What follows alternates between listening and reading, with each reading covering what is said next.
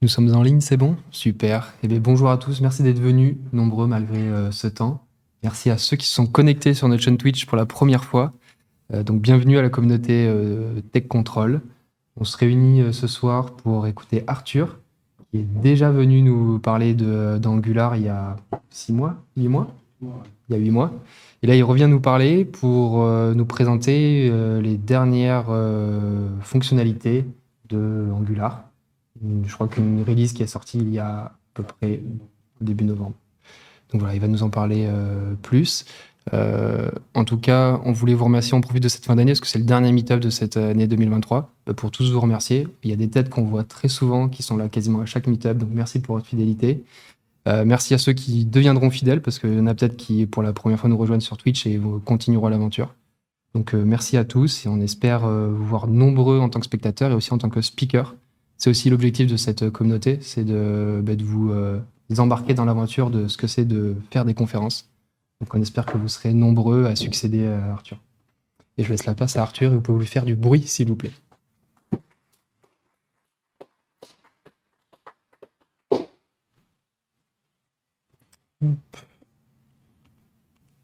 Ok.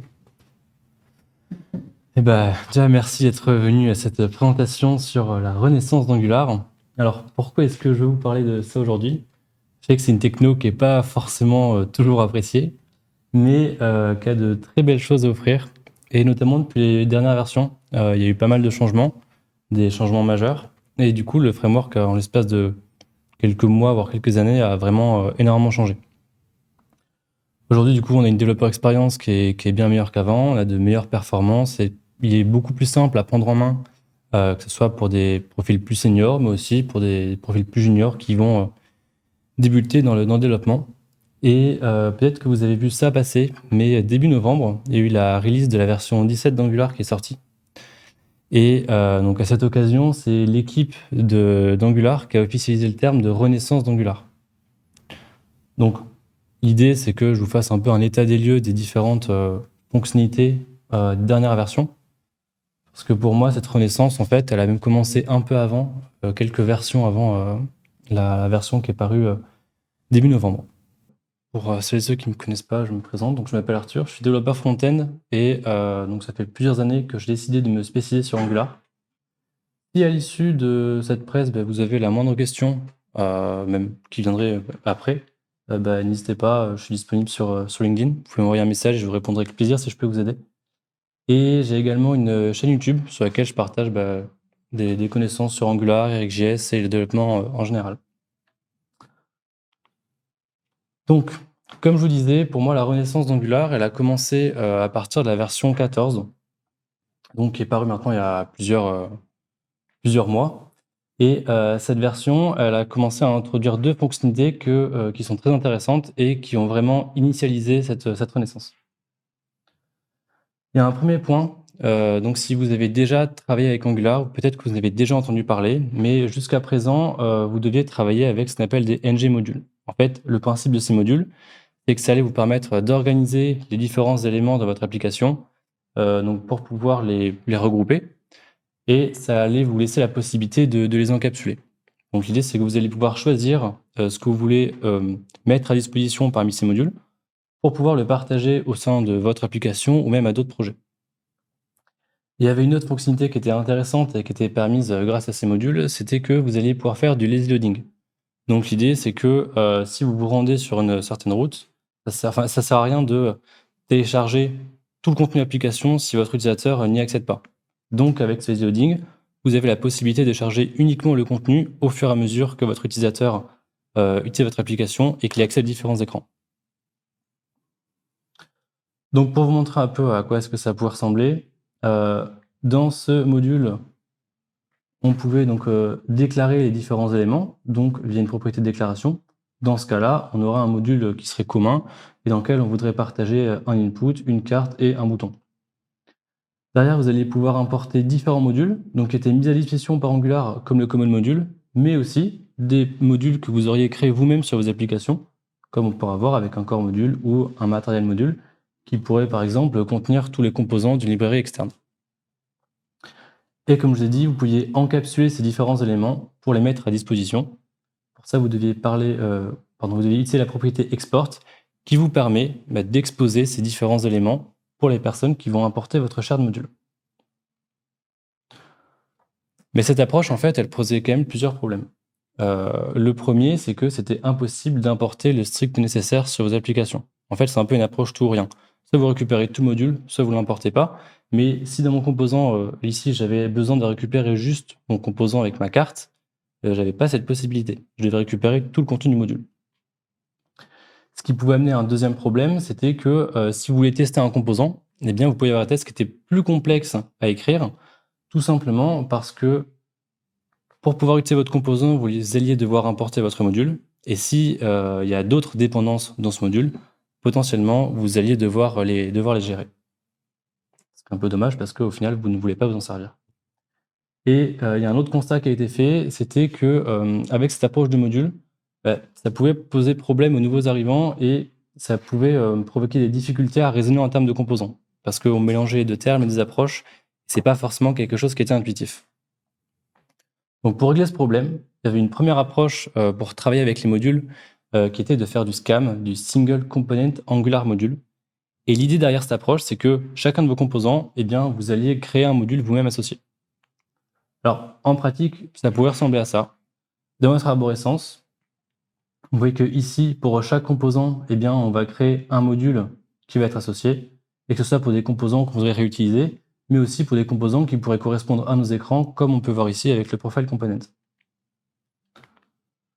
Ces modules ensuite, ils étaient vraiment très très simples, parce que l'idée, c'est effectivement de pouvoir récupérer et exporter le minimum de choses.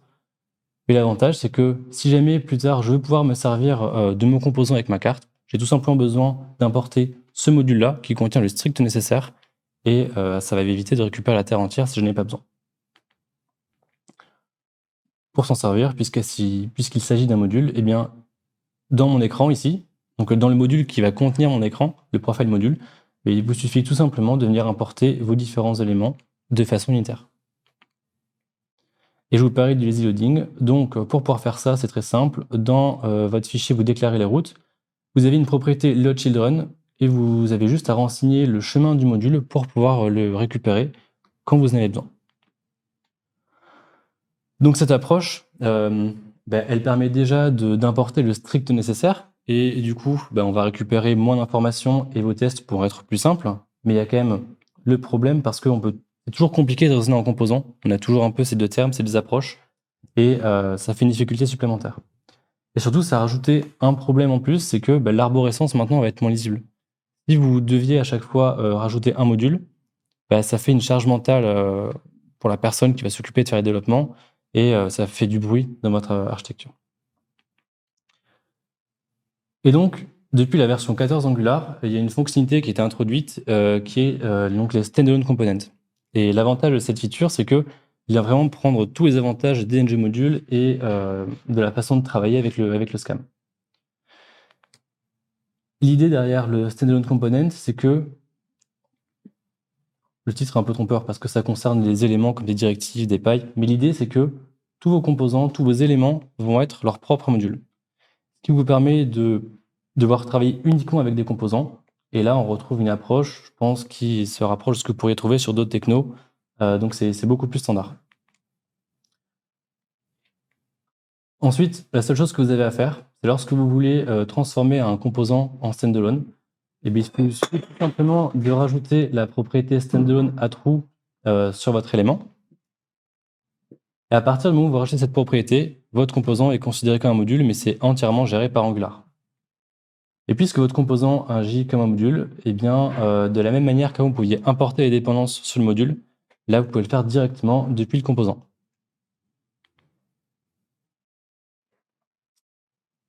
On peut toujours faire du lazy loading.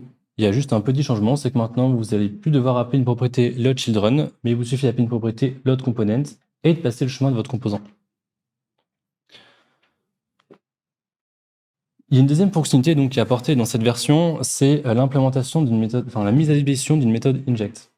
Dans Angular, du coup, nativement, vous pouvez faire de l'injection de dépendances. Et jusqu'à présent, ces dépendances, vous deviez passer par le constructeur de votre élément et lui passer ces dépendances à l'intérieur.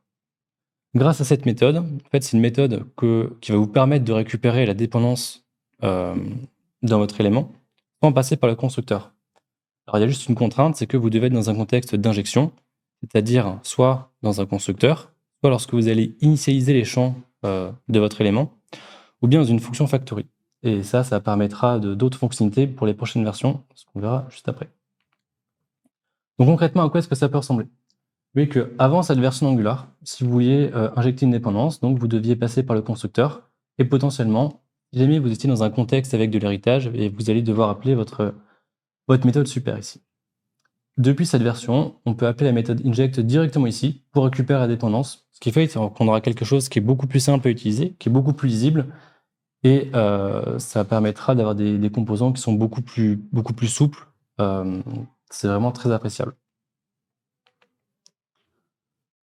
Dans la version 15 Angular, il y a plusieurs fonctionnalités très intéressantes qui ont été mises en place. Et donc la première, c'est celle de pouvoir utiliser des guards, des résolveurs ou des intercepteurs qui sont sous forme de fonctions. Hop. OK. Oui.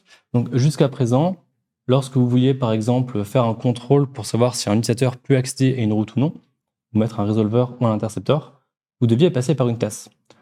Donc à ce moment-là, généralement, il n'y a pas beaucoup de complexité, parce que généralement c'est quelque chose que vous allez faire de manière externe, et vous avez besoin d'avoir appelé votre dépendance, et dans ce cas-là, par exemple, de retourner un booléen pour savoir si votre utilisateur peut accéder à votre route, donc s'il dispose des bons rôles.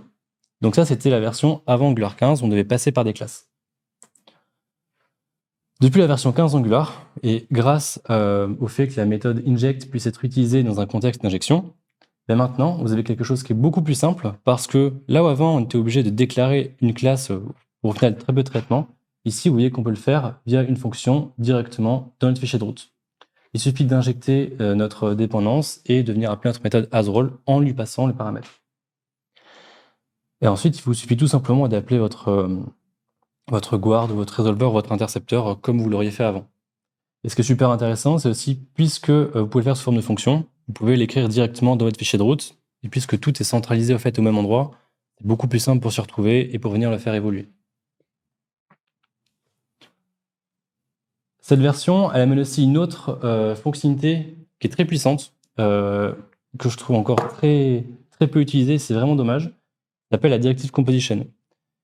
L'idée derrière cette fonctionnalité, c'est que ça va vous permettre de combiner des directives, donc qui sont mises à disposition soit par Angular ou même que vous auriez écrit vous-même sur vos projets, et ça va vous permettre de mutualiser très facilement des comportements dans votre application. À quoi est-ce que ça pourrait ressembler? Là, mettons que donc sur mon interface, je voudrais afficher des éléments uniquement si mon utilisateur dispose des bons rôles pour pouvoir y accéder. Donc le premier prérequis, c'est que ma directive doit être en standalone. Et ensuite, j'ai tout simplement rajouté une propriété host directive ici, qui va contenir un tableau avec les différentes directives que je veux réutiliser dans mon élément. Et ensuite, pour s'en servir, en fait, c'est très simple parce que dans ma directive ici, je vais venir récupérer mes différentes dépendances. Ici, je vais venir accéder directement au ngIf qui est mise à disposition par Angular. Je vais pouvoir y accéder puisque je l'ai précisé ici dans la host directive. Et ensuite, tout simplement, à chaque fois que mon utilisateur va être modifié, je vais m'assurer qu'il a bien les bons rôles ici en appelant mon store.asRole.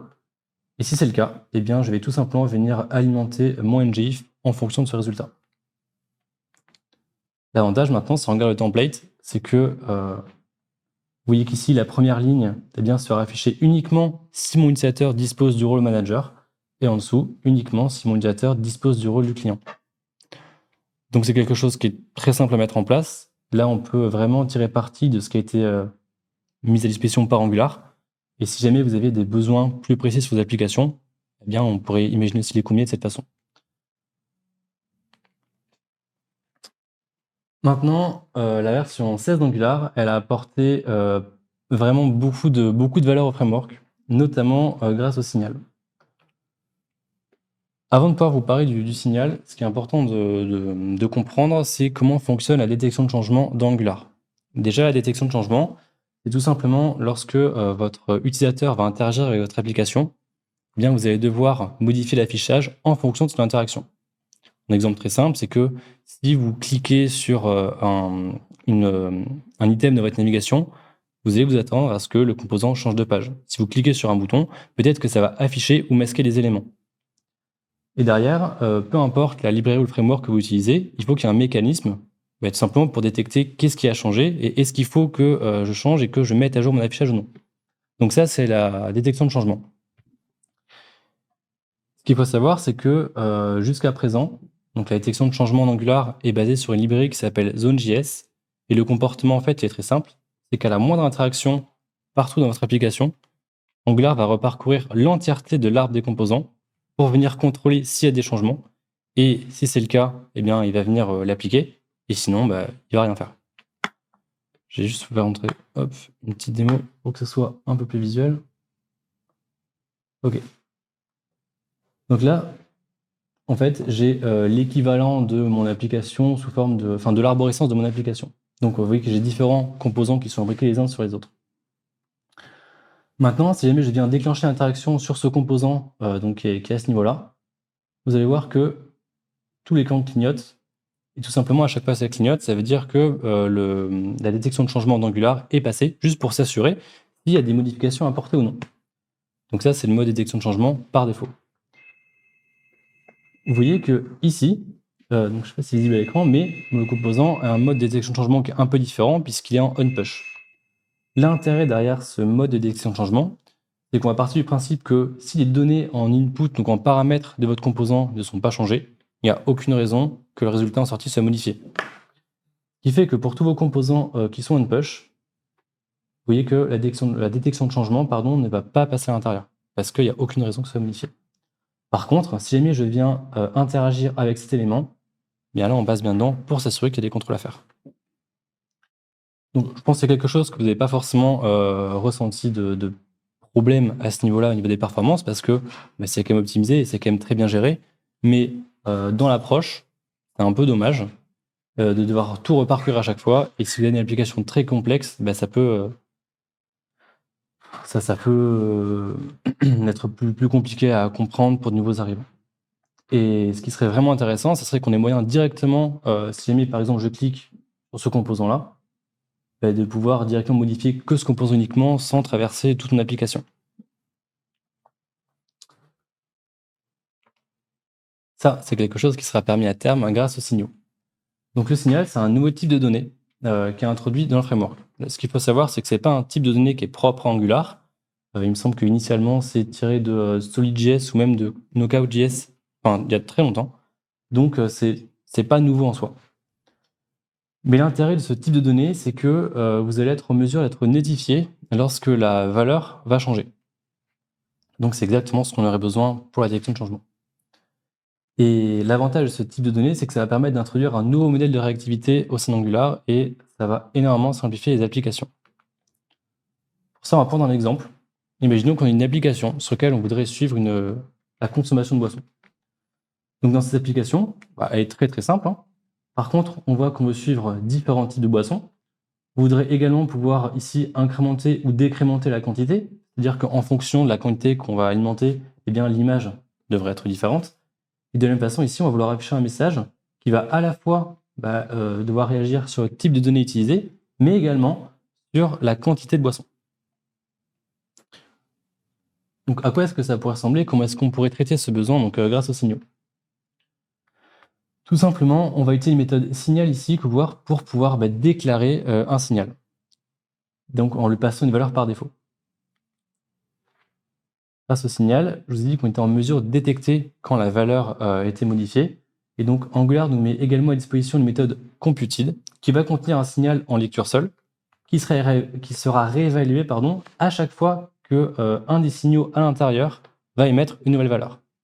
Donc, ce qui fait que là, par exemple dans ce cas-là, si jamais je viens changer le type de boisson, cette donnée sera modifiée directement. En fait, c'est un peu comme si vous aviez un getter, c'est une propriété calculée. Mais ce qui veut dire qu'avec cette approche, ce signal-là, on pourrait très bien s'en resservir pour créer un autre signal pour afficher le message en dessous. Et dans ce signal, on va vouloir afficher la quantité de boisson et un texte à afficher en fonction du type de boisson sélectionné. De la même façon, on pourrait vouloir sélectionner l'image à afficher quand le verre ou que la boisson est pleine et quand la boisson est vide. Donc ça, c'est la façon comment est-ce qu'on peut lire la donnée sur un signal. Maintenant, comment est-ce qu'on peut modifier la valeur de ce signal? Si vous avez une valeur directement à lui passer, on peut passer par une méthode set. Et vous avez également la possibilité d'utiliser une méthode update qui vous permettre de mettre à jour la valeur d'un signal à partir de sa valeur précédente. Donc dans ce cas-là, c'est très pratique pour pouvoir s'assurer qu'on a une valeur minimum et une valeur maximum. Donc maintenant, à quoi est-ce que ça pourrait ressembler? Avec ces quelques lignes de code, vous voyez qu'on est très facilement en mesure de changer le type de boisson, la quantité, mais que ça va être directement impacté sur le message en bas, sur les images. Donc, très peu de lignes de code et c'est très facile à comprendre et à utiliser. Donc même pour de nouveaux arrivants, là, c'est beaucoup plus simple. Maintenant, si vous avez déjà utilisé Angular, peut-être que vous avez déjà entendu parler de RxJS. RxJS, en fait, c'est une librairie qui va permettre de travailler avec un type de données, donc ici sont les observables, en fait, qui représente un flux de données. Et jusqu'à présent, et même c'est encore le cas, RxJS est très intégré dans Angular. C'est un type de données qui est souvent utilisé, mais qui est aussi souvent mal compris et souvent mal utilisé parce qu'il demande une logique qui n'est pas forcément celle à laquelle on est habitué. Donc vous avez vu que très facilement, grâce aux signaux, on peut mettre en place de la réactivité dans une application. Maintenant, est-ce que ça remplace forcément RxJS? Mais moi, je pense pas. Et là, les cas où je vais vous recommander d'utiliser un signal, c'est quand vous allez vouloir réagir à un changement de données synchrone. Par exemple, quand vous avez besoin un peu d'un getter, d'une propriété calculée. Donc, il se prêtait bien à l'exemple qu'on a vu juste avant. Par contre, si vous avez besoin de réagir à un changement de données qui va être asynchrone, ou de gérer de l'événementiel dans votre application, ou même d'appliquer des traitements plus complexes, donc là, en utilisant les fonctions qui sont mises à disposition par RxJS, là, je vous recommande de passer par un observable. Mais là où l'équipe d'Angular a bien fait les choses, c'est qu'on a la possibilité de passer très facilement d'un observable à un signal et d'un signal à un observable. Donc en pratique, à quoi est-ce que ça pourrait ressembler? Là, imaginons qu'on ait un composant sur lequel on voudrait afficher une liste de profils. Sur cette liste de profils, eh bien, on voudrait aussi pouvoir la filtrer par rapport à plusieurs champs. Donc ici, par rapport à un nom et par rapport à un job. Donc pour ça, ce qu'on pourrait faire, c'est que on va utiliser des signaux pour pouvoir facilement réagir sur le changement de ces données. À partir de ça, on pourrait également venir les agréger dans un signal qui va contenir notre recherche avec toutes ses propriétés, ce qui fait qu'à chaque fois qu'un des champs va changer, notre recherche sera mise à jour. Et ce qu'on pourrait faire ensuite, c'est que vous voyez qu'ici, dans le profil, eh bien, on va utiliser notre recherche, on va la convertir en observable. Puisqu'on la convertit en observable, eh bien, on peut tirer parti des opérateurs de RxJS. Donc ici, pour appliquer un debounce de 200 millisecondes. Et ensuite, tout simplement pour pouvoir venir appeler notre backend pour récupérer les profils qui tiennent compte de notre recherche.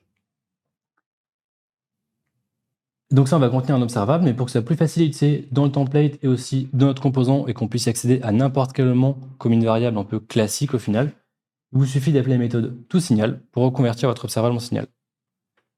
Et donc là, c'est super intéressant parce qu'on a très peu de lignes de code. Lorsqu'on a besoin d'une réactivité qui est très très simple, on peut se baser sur les signaux.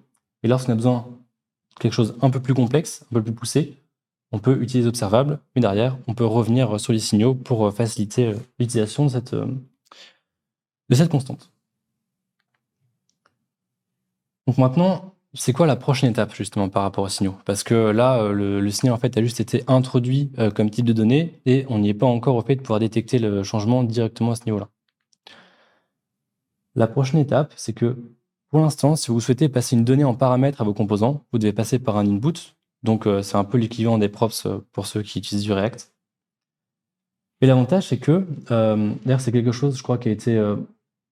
il y a une MR qui est passée cette semaine, c'est que vous allez pouvoir récupérer ces inputs sous forme de signaux, donc probablement via une méthode input.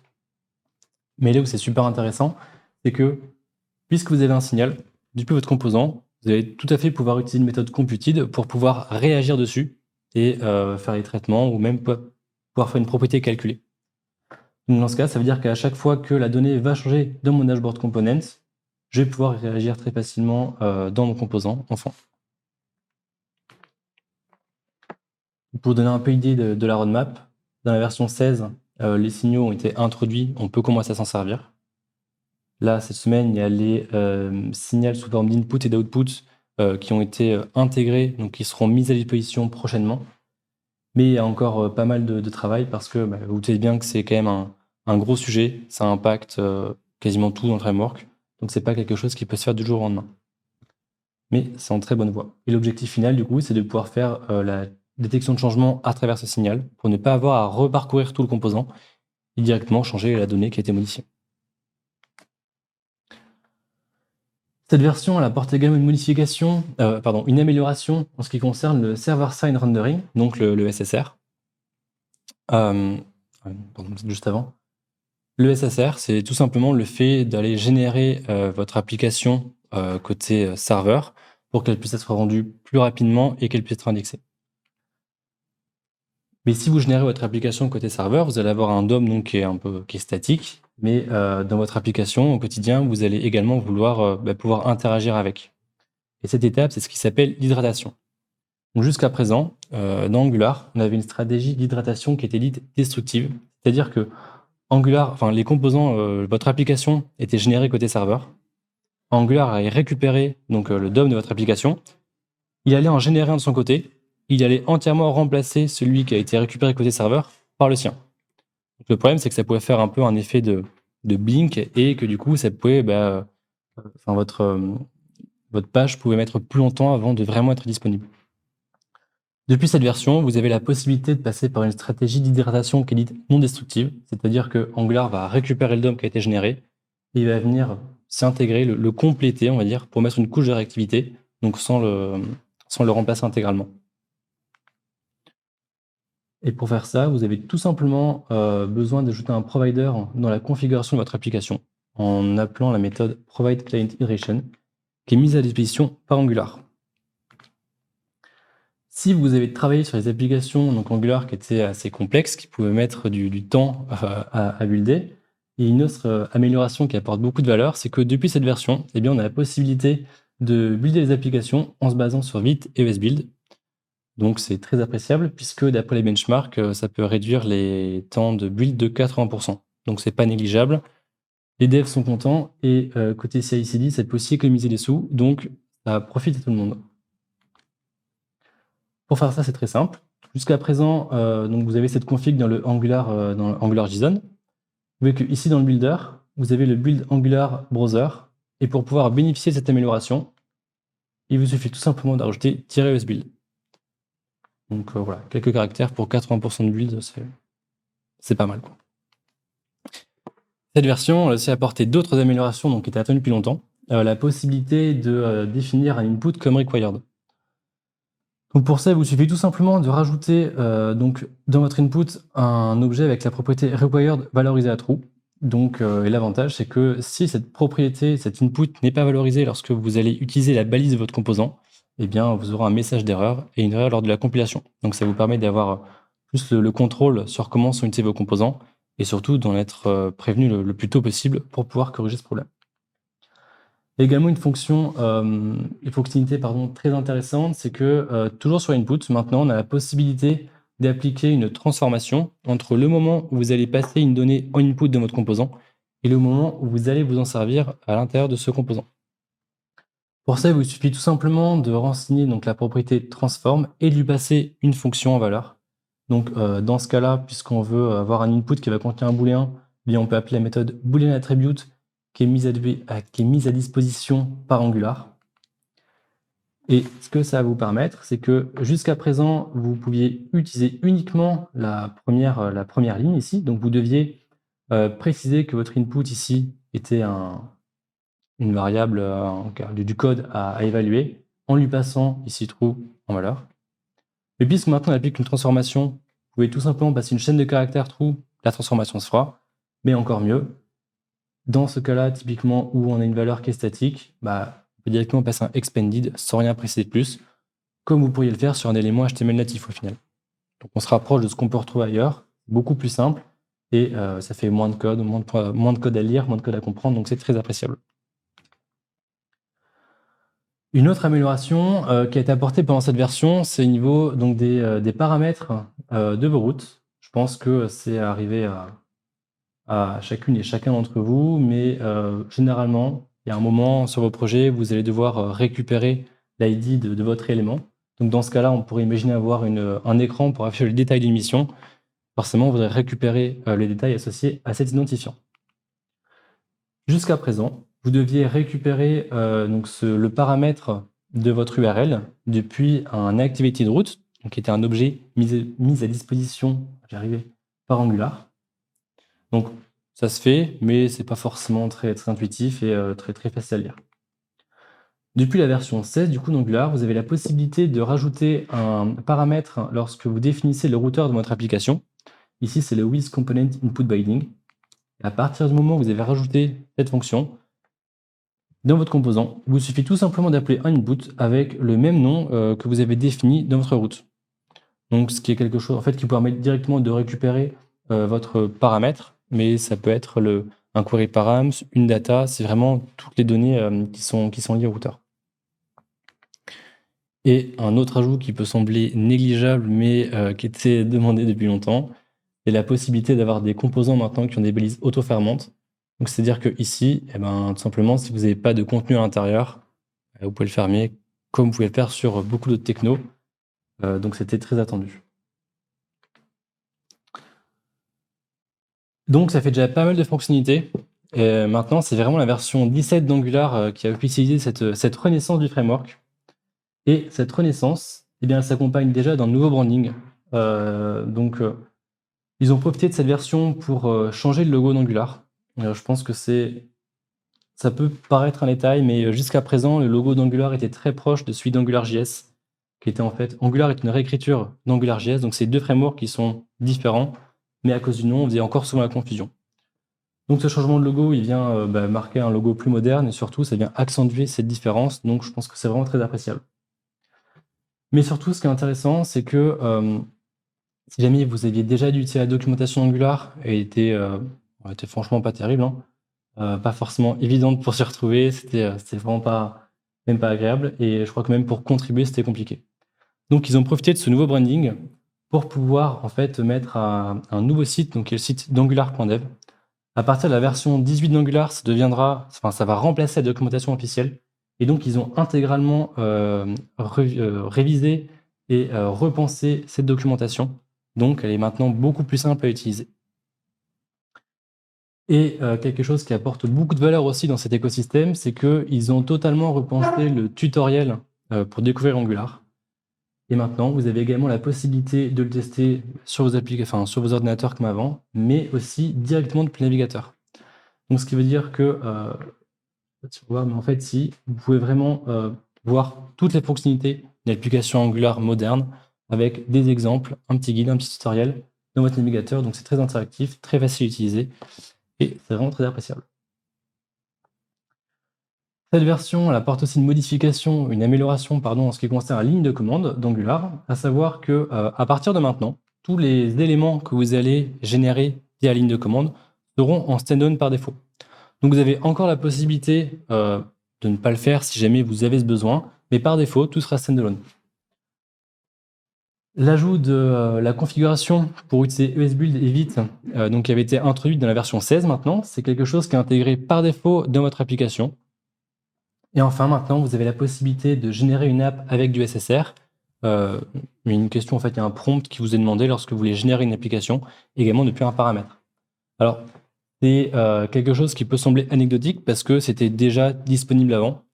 Je trouve que ça apporte beaucoup de valeur le fait que ce soit intégré par défaut. Parce que peu importe le contexte de votre équipe, même si vous êtes dans un contexte où l'équipe n'est pas forcément au courant des bonnes pratiques d'Angular ou des dernières nouveautés, bien automatiquement, en migrant dans cette version, vous allez pouvoir en bénéficier de toutes ces améliorations, même sans vous en rendre compte. Donc ça apporte vraiment de valeur. Ça permet d'avoir des applications qui sont encore plus simples à développer et surtout à maintenir. Il y a aussi un gros sujet dans cette version 17, c'est qu'il y a un nouveau control flow. Jusqu'à présent, si vous souhaitez interagir avec les éléments dans votre template, donc par exemple pour pouvoir conditionner un affichage, pour pouvoir boucler sur des éléments, vous alliez devoir passer par une directive structurelle qui était mise à disposition par Angular. Donc le ngIf, le ngFor ou le ngSwitch. Ces directives, elles avaient quelque chose qui pouvait poser problème, c'est qu'il y a un constat qui a été fait, c'était que le code potentiellement était plus difficile à lire et on n'était pas forcément habitué à cette syntaxe. Et un problème qui est un peu moins important parce que maintenant on est bien équipé avec les IDE, et puisqu'il s'agissait de directives, depuis que Angular a une approche orientée standalone, eh bien vous allez devoir importer chacune de ces directives à chaque fois que vous voulez vous en servir dans votre composant. Donc ça peut être fait automatiquement, mais ça fait toujours une petit contrôle à faire en plus. Donc pour vous donner un exemple, ici, par exemple, je suis dans mon template, je voudrais afficher des missions si j'en ai, et sinon, je pourrais imaginer vouloir afficher un spinner, un message de chargement. Donc pour ce faire, eh bien, je vais afficher un ng-container parce que j'ai pas envie que ça impacte mon DOM, donc ça permet vraiment d'afficher votre élément, d'appliquer cette condition sans impacter le DOM. Je crois que dans React, c'est équivalent du fragment, si je dis pas de bêtises. Du coup, dans votre, vous allez pouvoir utiliser votre ngIf, préciser votre élément, et ici, passer un else dans le loading. Et pour ça, vous allez devoir renseigner un ngTemplate et lui passer une référence. Alors, une fois qu'on est habitué, c'est pas grand-chose. Par contre, c'est vrai que quand on tombe dessus la première fois, vous pouvez être un peu surpris. Et là, on a un cas qui est assez simple, parce que c'est un if-else, mais si j'ai plusieurs if imbriqués, c'est tout de suite beaucoup moins fun. Et donc, c'est pour ça que c'est très attendu, un nouveau control flow. Donc, ce nouveau control flow, c'est plutôt qu'utiliser des directives structurelles, on va pouvoir utiliser des nouveaux blocs qui seront directement mis à disposition dans le template. Donc, le add-if, le add-for et le add-switch. Donc, qu'est-ce que ça apporte au final? Déjà, ce qui est bien, c'est qu'on va conserver toutes les fonctionnalités qui étaient permises dans les directives structurelles des versions précédentes. En sachant que vous pouvez encore vous servir de ces directives. Je pense qu'elles sont peut-être dépréciées par la suite, mais on peut tout à fait mélanger les deux. L'avantage, c'est qu'elles sont intégrées directement dans le template. Donc, vous n'avez plus besoin de faire ces imports. Quelque chose sera beaucoup plus simple. On aura aussi quelque chose qui sera beaucoup plus facile à lire, parce que l'idée, c'est de se rapprocher de ce qu'on pourrait utiliser dans du JavaScript, du TypeScript, donc de ne pas avoir plusieurs syntaxes à devoir faire cohabiter et à devoir comprendre. Et ils sont également plus performants. Je prends l'exemple du for. D'après les benchmarks qui ont été faits, on a une amélioration des performances qui peut aller jusqu'à 90%. Encore une fois, pas négligeable. Et puisqu'en plus c'est plus facile à utiliser, je suis preneur. À quoi est-ce que ça peut ressembler? Donc tout simplement, ici dans mon composant, plutôt que le ngIf, déjà je peux déclarer un bloc @if dans lequel je vais mettre ma condition. À l'intérieur de ce bloc, je vais afficher l'élément que je souhaite afficher.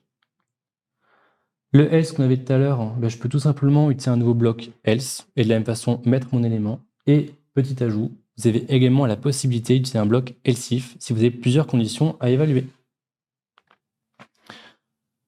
Maintenant, ce qui concerne le ngFor. Donc jusqu'à présent, encore une fois, vous deviez importer le ngFor. Si vous allez le déclarer sur votre élément, vous allez renseigner votre tableau. Et une propriété qui est très importante, mais qui est souvent oubliée, c'est le trackby. Je vais le mettre avec vous, je l'oublie aussi très souvent. Et pourtant, cette propriété, jusqu'à présent, était optionnelle, mais très importante parce que ça permet de définir une clé sur l'élément sur lequel vous allez itérer, ce qui va éviter de rafraîchir toute votre liste à chaque fois, de re-render toute la liste, à chaque fois qu'il y a une modification. Donc cette propriété, jusqu'à présent, tout simplement, vous deviez la définir avec une fonction. Donc, pas forcément très coûteux, mais quelque chose qui était souvent oublié. Grâce au add-for, on a quelque chose qui est un peu plus simple, parce que déjà, on n'a plus besoin de faire cet import. On va définir du coup notre for, donc comme le if, en fait, c'est un bloc qu'on va définir au-dessus. L'avantage, c'est que maintenant, le trackby n'est plus optionnel, il est obligatoire. Par contre, il est beaucoup plus simple à valoriser, puisque vous pouvez directement renseigner la propriété via votre objet comme ça. Et ensuite, à l'intérieur, vous avez tout simplement besoin d'afficher l'élément sur lequel vous voulez boucler.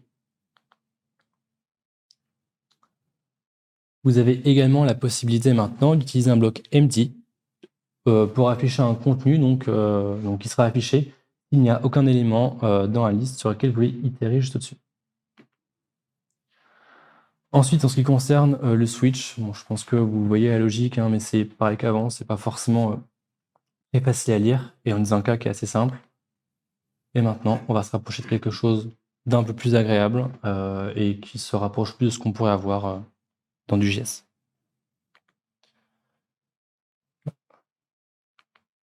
Ok. Et donc, ça fait déjà pas mal de fonctionnalités. Il y a une dernière feature dont je dois vous parler et qui apporte beaucoup de valeur et qui est très attendue aussi dans cette version, c'est le fait de pouvoir utiliser ce qu'on appelle des differable views. Jusqu'à présent, vous pouviez faire du lazy loading au niveau de la route, c'est-à-dire que en fait, tant que vous n'accédez pas à une certaine route, eh bien, vous n'allez pas charger les ressources associées. Donc, ça vous permettait d'avoir quelque chose, un bundle qui était plus léger. Grâce à cette nouvelle fonctionnalité, vous allez pouvoir implémenter du lazy loading au niveau du template. Donc, c'est un niveau beaucoup plus fin qui pourra vous permettre d'avoir un bundle initial qui est encore plus léger parce que si jamais vous avez un écran qui est très conséquent et qui a une section, enfin un élément qui n'est pas forcément affiché, ça ne sert à rien d'aller récupérer toutes les dépendances et on pourrait éviter ce travail. Et du coup, ça va directement vous permettre d'améliorer donc les Core Vitals, qui sont en fait un ensemble de métriques qui vont permettre de mesurer la réactivité, la stabilité de votre page. Pour ça, très simple. Encore une fois, on va utiliser un nouveau bloc qui est le bloc differ. Et à l'intérieur, vous allez pouvoir mettre directement le contenu affiché qui sera easy loadé dans votre composant. L'avantage de ce differ, c'est que vous pouvez également utiliser un nouveau bloc placeholder pour afficher un contenu affiché en attendant que votre élément soit chargé. Et ce qui est très appréciable, c'est que vous pouvez aussi lui renseigner un temps minimum qui sera exprimé soit en millisecondes, soit en secondes. Donc très pratique pour afficher un order de chargement. Et ce qui est très pratique aussi, c'est que vous avez la possibilité de pouvoir déclencher ce lazy loading via certaines conditions. Donc ici, c'est via ces différents triggers. Donc par exemple, est-ce que l'élément déjà apparaît sur le viewport? Est-ce qu'il y a une interaction avec un autre élément? Est-ce que vous allez faire un hover? Est-ce que vous voulez charger immédiatement ou même via un timer? Vous avez également la possibilité donc de lui passer une condition donc, pour définir s'il faut lazy loader ce contenu ou pas. Comment est-ce qu'on peut s'en servir? En fait, c'est très simple. Dans le differ, vous avez tout simplement la possibilité de lui passer plusieurs triggers. Ce qu'il faut savoir, c'est que ces triggers ils vont fonctionner avec un OR. C'est-à-dire que dans ce cas-là, je vais venir lazy loader ce composant uniquement lorsqu'il va apparaître dans le viewport de mon navigateur, ou alors quand ma condition ici should display chart sera évaluée à true. Donc c'est très facile à utiliser, très facile à comprendre, et ça permet de réduire la taille de vos applications.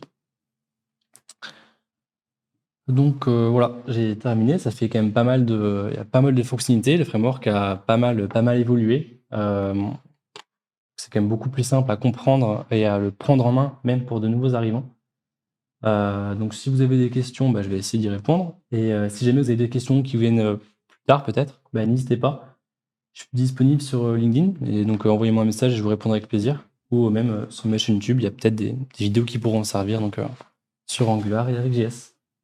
Merci.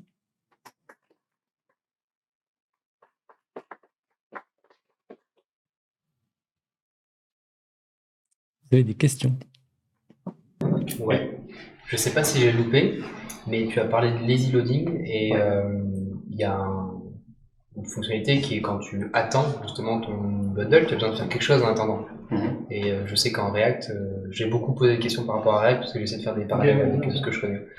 Il y a un suspense, tu vois, où en gros tu lui dis, en attendant de charger ce nouveau bundle, tu rends ça, tu rends ce nœud qui est statique du DOM.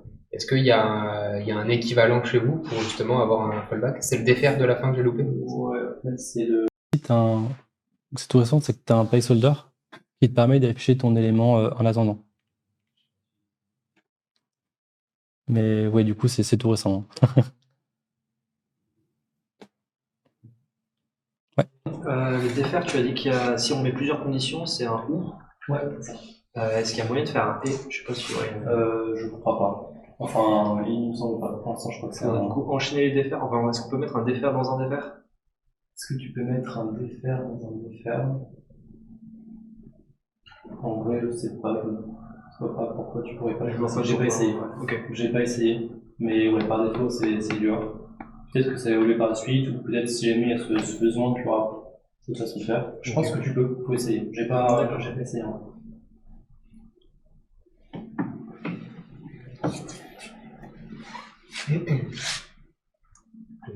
Plein de questions. Ouais. Et la petite méthode inject que tu nous as parlé au tout début, qui, si j'ai bien compris, sert à injecter des dépendances.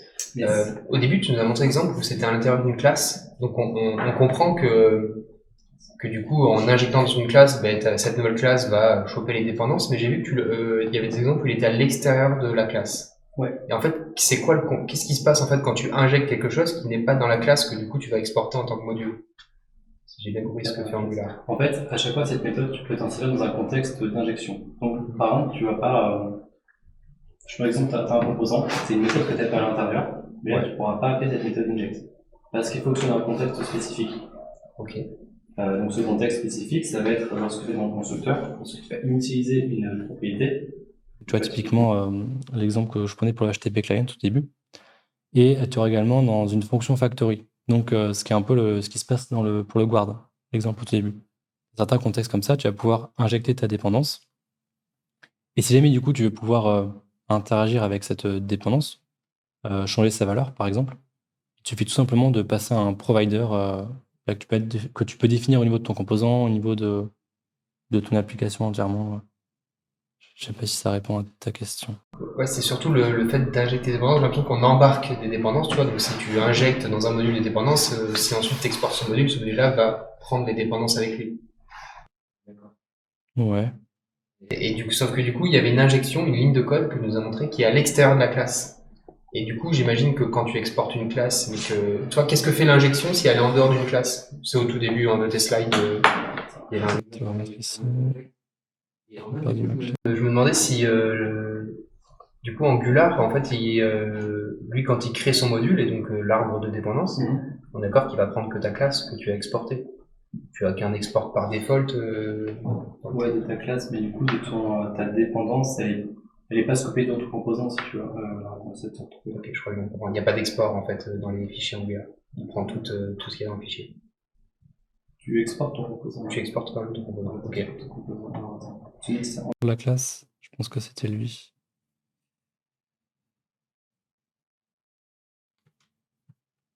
Forcément, ça marche. Ah. Je sais pas le truc. Ok. Est-ce que c'est ça? Ok. Ouais, parce que là, en fait, t'es pas dans une classe, donc c'est au niveau du routeur, mais tu es dans un contexte d'injection. Et tu vois, ici, tu vas t'en servir dans le can match. C'est que là, tu as un contexte, du coup, Angular te laisse la possibilité, si tu veux, d'appeler ce contexte-là. Mais ça, c'est propre au routeur. Et sinon, tu pourrais le faire dans les. Attends, j'ai un truc. Lorsque tu vas vouloir définir des providers dans la configuration de ton application. Synchrone, en fait, c'est au moment où tu appelleras le asroll dans ton route que ça appellera l'inject. En fait, le can match ici, du coup, c'est un contrôle. En fait, le guard, c'est un élément, c'est une feature d'Angular qui te permet de définir est-ce que j'ai le droit d'accéder à cette route ou non. Et du coup, dans le can match, tu vas pouvoir lui passer ici une méthode. On va appeler notre guard qu'on a défini juste au-dessus sous forme de fonction. Donc là, dans un contexte d'injection, tu vas lui passer ton rôle en paramètre. Et du coup, ça te permet de t'assurer, OK, est-ce que j'ai bien ce rôle-là pour pouvoir afficher mon admin component. Très bien.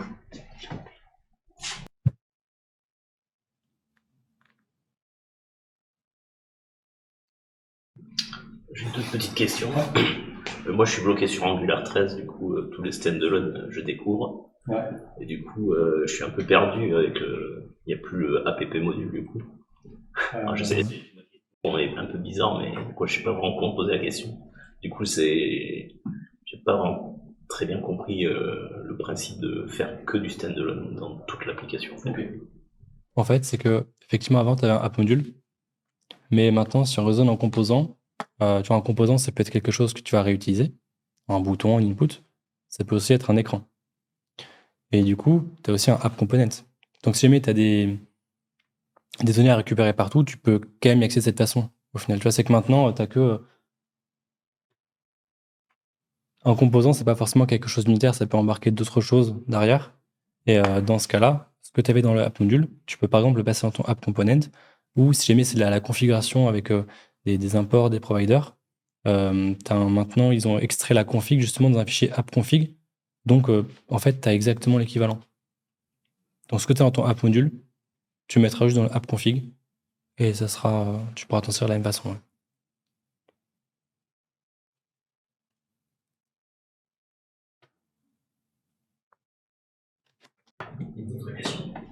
Ouais.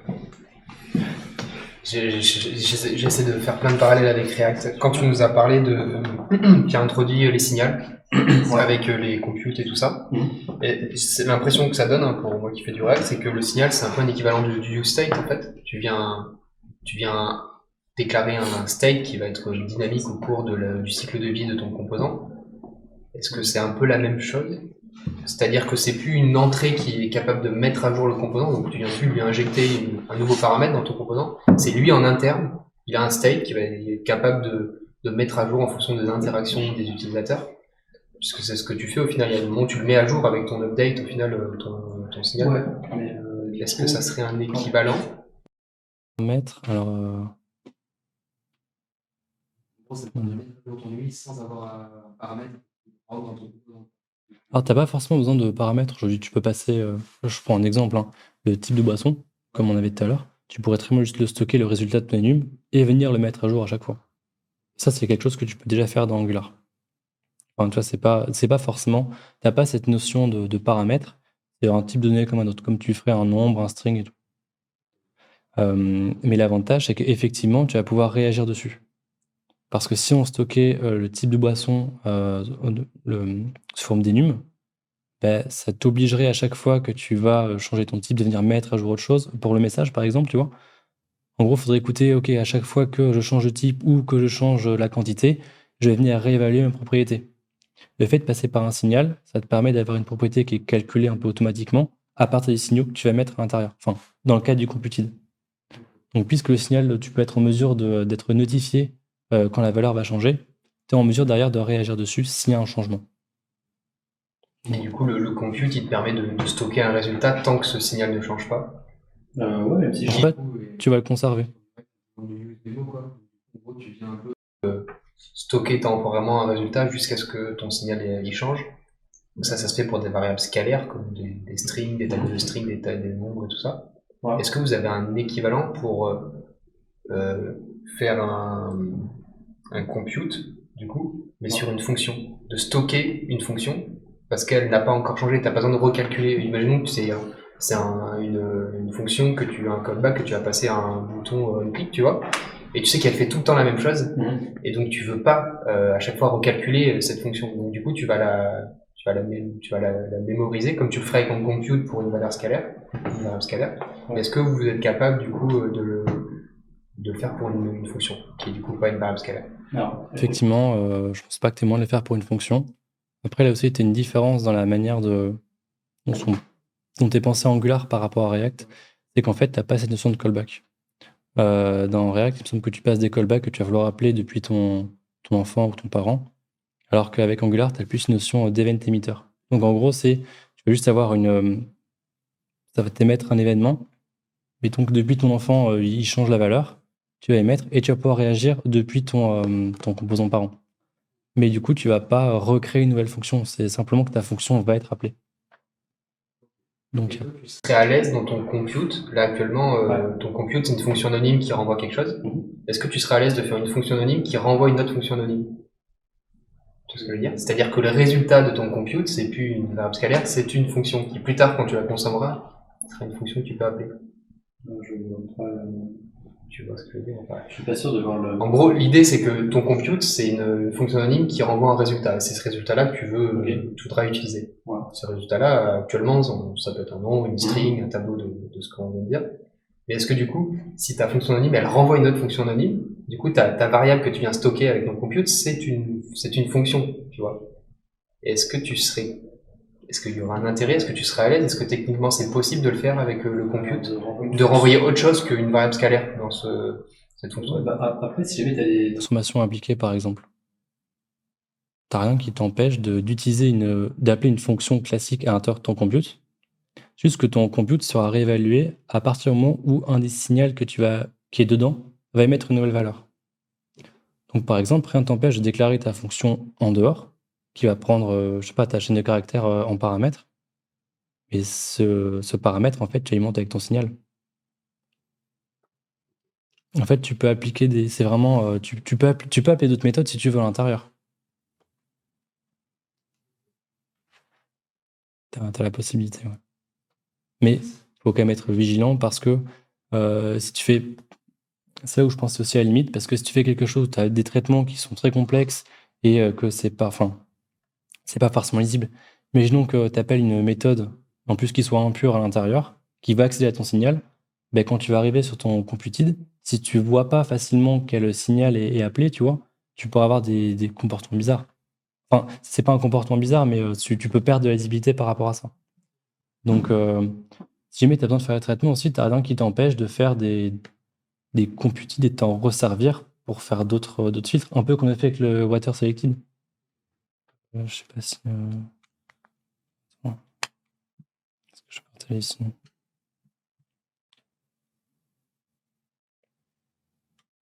Ici, par exemple, on fait un premier signal parce que c'est cette valeur sur laquelle on va vouloir réagir.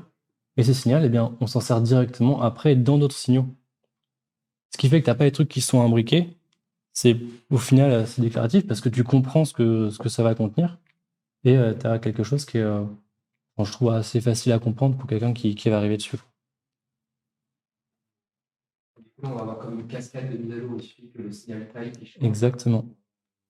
Tu as tout qui réagit en cascade, tu as besoin de t'occuper de rien et du coup, ça sera modifié uniquement quand la valeur en plus va changer. Des soucis de perf. Si par exemple je fais j'ai excès de zèle, je m'amuse à vouloir computer tout plein de choses, alors que c'est pas forcément nécessaire, hein. J'imagine qu'il y a des raisons de computer ou non. Est-ce que vous avez des problèmes de perf aussi côté Angular, à force de faire trop de compute en fait? Ben justement, non, parce qu'en fait, les computes, ça vient te. Puisque tu vas modifier ta valeur, enfin, ça va recalculer ta propriété uniquement quand ta valeur à l'intérieur, hein, ton signal, va émettre une nouvelle valeur.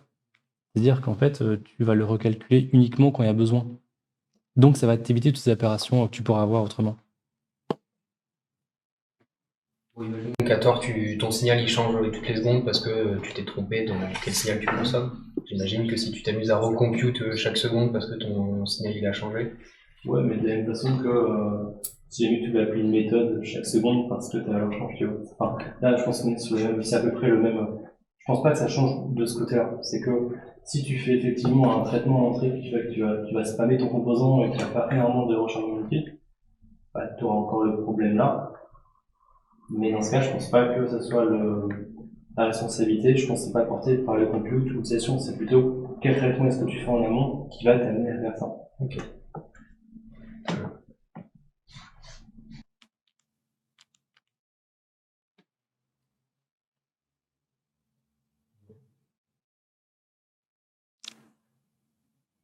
Donc, Nickel.